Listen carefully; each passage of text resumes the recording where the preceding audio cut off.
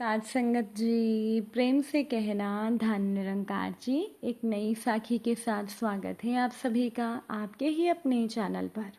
आज की साखी का विषय है कि अगर आपको भगवान पर पूरा विश्वास हो तो भगवान आपके किसी भी काम को अधूरा नहीं रहने देते, उसे पूरा ज़रूर कर देते हैं।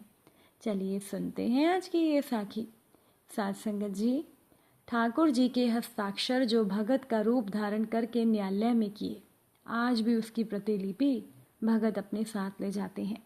आइए जानते हैं कि क्या थी पूरी कहानी। मध्य प्रदेश में आगर मालवा नाम का एक जिला है। वहाँ के न्यायालय में सन 1932 ईस्वी में जय नारायण शर्मा नाम के एक वकील थे। उन्हें लोग आदर से बाप जी कहते थे। तो वकील साहब बड़े ही धार्मिक स्वभाव के थे। रोज प्रातः काल उठकर स्नान करने के बाद स्थानीय बैजनाथ मंदिर में जाकर बड़ी देर तक पूजा और ध्यान वो किया करते थे। इसके बाद वे वहीं से सीधा कचहरी जाते थे। तो एक दिन रोजाना की तरह पूजा करने के बाद उन्हें न्यायालय जाना था। बाप जी का मन ध्यान में इतना मगन हो गया कि उन्हें समय का कोई ध्यान ही नहीं रहा। जब उनका ध्यान टूटा तो वो ये देखकर सन्न रह गए कि दिन के 11 बज गए थे। वे परेशान हो गए क्योंकि उस दिन उनका एक बेहद ज़रूरी केस बहस में लगा था और संबंधित जज बहुत ही कठोर स्वभाव का था। तो इस बात की पूरी संभावना थी कि उनके मुवक्किल का नुकसान हो गया हो। तो यही बातें सोचते हुए बाप जी न्यायालय 12 बजे पहुंचे और जज साहब से मिलकर निवेदन किया कि यदि उस केस में निर्णय ना हुआ हो तो बहस के लिए अगली तारीख दे दें। लेकिन जज साहब ने आश्चर्य से कहा, ये क्या कह रहे हैं? सुबह आपने इतनी अच्छी बहस की, मैंने आपके पक्ष में निर्णय भी दे दिया और अब आप बहस के लिए और समय मांग रहे हैं। जब बाप जी ने कहा कि मैं तो आज आया ही नहीं था, तब जज साहब ने फाइल मंगवाकर उन्हें दिखाई। वे देखकर सन्न रह गए कि उनके हस्ताक्षर भी उस फाइल पर बने थे। न्यायालय के कर्मचारियों, साथी वकीलों और स्वयं मुवक्किल ने भी बताया कि आप तो सुबह सुबह ही न्यायालय आ गए थे और अभी थोड़ी देर पहले ही आप यहाँ से निकले हैं। तो बाप जी की समझ में आ गया कि उनके रूप में न्यायालय में कौन आया था। समझ गए कि ये टेढ़ी टांग वाला काम कर गया। उन्होंने उसी दिन संन्यास ले लिया और फिर वो कभी भी न्यायालय या अपने घर नहीं आए। इस घटना की चर्चा अभी भी आगर मालवा के निवासियों और विशेष रूप से वकीलों तथा न्यायालय से संबंध रखने वाले लोगों में होती है। न्यायालय परिसर में बाप जी की मूर्ति स्थापित की गई है और न्यायालय के उस कक्ष में बाप जी का चित्र अभी भी लगा हुआ है, जिसमें कभी भगवान बाप जी का वेश धर कर आए थे। यही नहीं, लोग उस फाइल की प्रतिलिपि कराकर ले जाते हैं जिसमें बाप जी के रूप में आए भगवान ने हस्ताक्षर किए थे और लोग उसकी पूजा करते हैं। तो भगवान के प्रेमियों, ये घटना हमें ये बताती है कि अगर विश्वास पूरा हो तो भगवान काम भी पूरा करते हैं, अधूरा नहीं रहने देते भगत की जिम्मेदारी को। साथ संगत जी, अगर हम भगवान पर विश्वास रखते हैं, भगवान की पूजा करते हैं, तो वो हमें निस्वार्थ भाव से करनी चाहिए और जीवन में हमें जो भी मिलता है उसे भगवान की कृपा मानकर हमें संतुष्ट रहना चाहिए, तभी मन शांत रहता है। पूजा पाठ करते समय हमें भगवान के सामने किसी तरह की शर्त नहीं रखनी चाहिए। निस्वार्थ भाव से की गई पूजा ही श्रेष्ठ मानी जाती है। भगत नरसिंह जी का नाम तो आप सभी ने सुना होगा। भगत नरसिंह जी भगवान के अनन्य भगत थे। वे सत्संग करते हुए ठाकुर जी को केदारा राग सुनाया करते थे, जिसे सुनकर ठाकुर जी के गले की माला अपने आप नरसिंह जी के गले में आ जाया करती थी। तो एक बार भगत नरसिंह जी के घर संतों की एक मंडली आई तो नरसिंह जी एक सेठ से राशन उधार लेने गए, पर सेठ ने राशन के बदले नरसिंह जी को कुछ गिरवी रखने को कहा।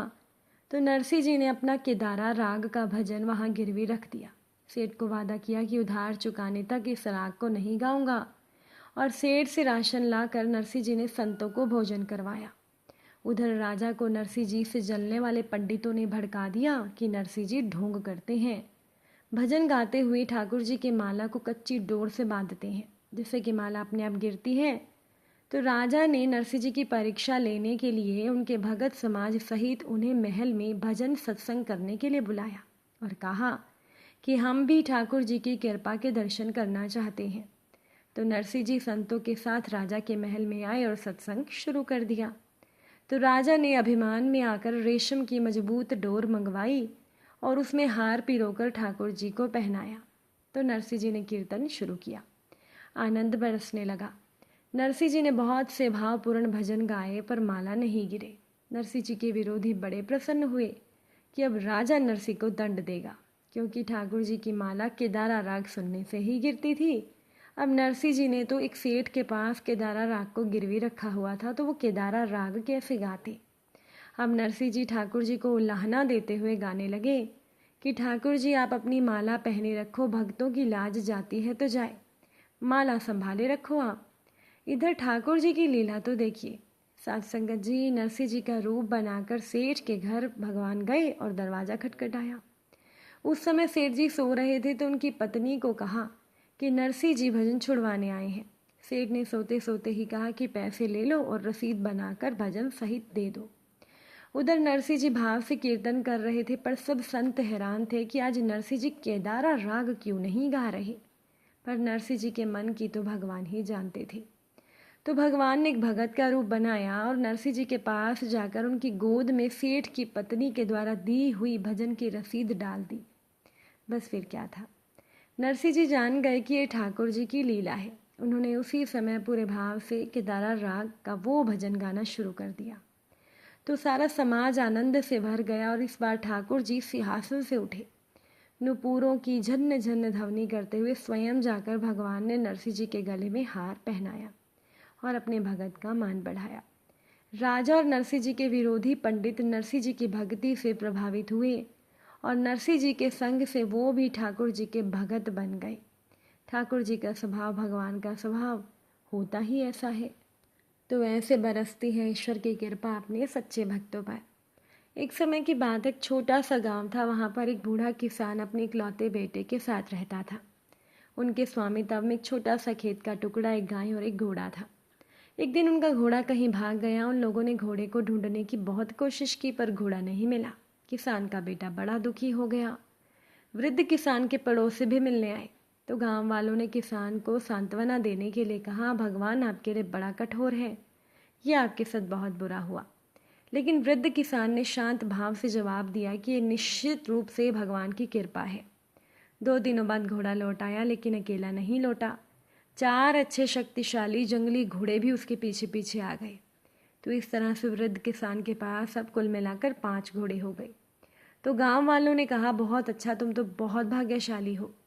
बहुत ही समभाव से वृद्ध किसान ने कहा, निश्चित रूप से ये ईश्वर की कृपा है। तो किसान का बेटा बड़ा उत्साहित हुआ। अगले ही दिन उसने एक जंगली घोड़े को जांचने के लिए उसकी सवारी की, किंतु जो किसान का बेटा था वो घोड़े से गिरा, उसका पाँव टूट गया।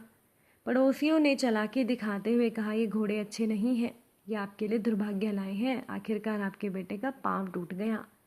तो किसान ने कहा, यह भी भगवान की कृपा है। तो कुछ दिनों के बाद राजा के अधिकारीगण गांव में आवश्यक सैन्य सेवा हेतु युवकों को भर्ती करने के लिए आए। वो गांव के सभी नवयुवकों को ले गए, पर पैर टूटा होने के कारण किसान के बेटे को छोड़ गए। कुड़न और स्नेह से गांव वालों ने किसान को बधाई दी, उसका पुत्र जाने से बच गया। किसान ने कहा, निश्चित रूप से ये भगवान की कृपा है। साथ संगत जी, ये हम हमेशा ध्यान रखें कि भगवान कभी भी किसी का बुरा ना करते हैं, ना ही सोचते हैं। हम जीव ही ऐसे हैं कि हम हमेशा भगवान को दोष देते हैं कि हे भगवान, हम तो तेरा इतना भजन कीर्तन करते हैं, सेवा करते हैं, तब भी भगवान हमारे साथ ऐसा करते हैं। ऐसी मिथ्या सोच जीव की होती है। भगवान पर विश्वास, दृढ़ और धैर्य हमें रखना चाहिए। हमें ये सोचना चाहिए कि हमारे जीवन में जो भी होता है वो हमारे कर्मों का हिसाब होता है, चाहे वो अच्छा हो या बुरा हो। अगर आज की ये साखी आपको अच्छी लगी हो, वीडियो को लाइक शेयर ज़रूर कर दीजिएगा। आप सभी से फिर मुलाकात होगी नई साखी के साथ। साथ संगत जी, प्यार से कहना, धन निरंकार जी।